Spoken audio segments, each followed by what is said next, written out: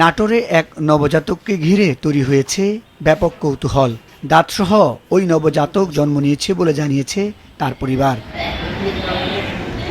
নাটোর শহরের মাদ্রাসা মোড় এলাকায় পদ্মা ক্লিনিক। রবিবার বিকেলে এই ক্লিনিকেই সিজারিয়ান অপারেশনের মাধ্যমে পুত্র সন্তানের জন্ম দেন নাটোর সদরের ধরাইল গ্রামের বাসিন্দা মোর্শেদা। তবে নবজাতককে কোলে নেয়ার পরেই চমকে ওঠেন স্বজনরা। দেখা যায় শিশুটির নিচের মাড়িতে দুটি দাঁত গজিয়েছে।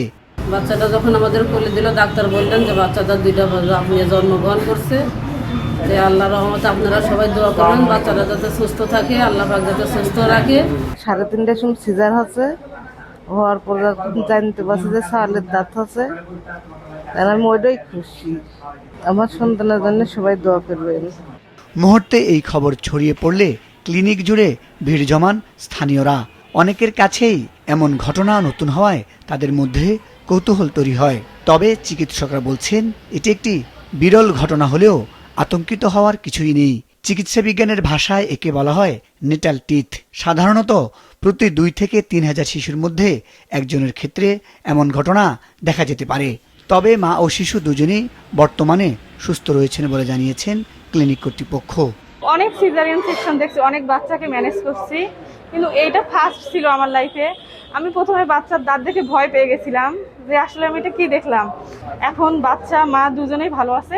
আপনারা সবাই দোয়া করবেন ওই বাচ্চার জন্য যেন সুস্থ থাকে। তো এর আগেও আমি একটা রুগী দেখছিলাম, কিন্তু দীর্ঘদিন পরে আমি এই প্রথম আবার একটা বাচ্চা আমি দেখলাম, দ্বিতীয় বাচ্চা। ডাক্তারকে আমি আজকে সন্ধ্যার সময় দেখায়, স্যার দেখার পরে বলছে যে এই দাঁত দুইটা 1 মাসের মধ্যে দাঁতের ডাক্তারের কাছে নিয়ে যে স্বর্ণপন্ন হয়ে দাঁতের ডাক্তারকে দিয়ে দাঁত দুটো উঠাই নিয়ে।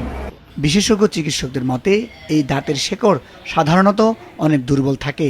এতে দুধ পানের সমস্যা কিংবা জিহ্বায় ক্ষত হতে পারে কখনো কখনো।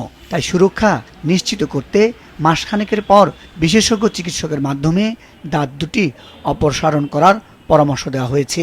ওই নবজাতকের নাম রাখা হয়েছে মোহাম্মদ মাশরাফি। শিশুটির সুস্থ জীবনের জন্য দোয়া চেয়েছেন তার পরিবার। মুজাহিদ সাকিফ, মাছরাঙ্গা নিউজ ডেস্ক।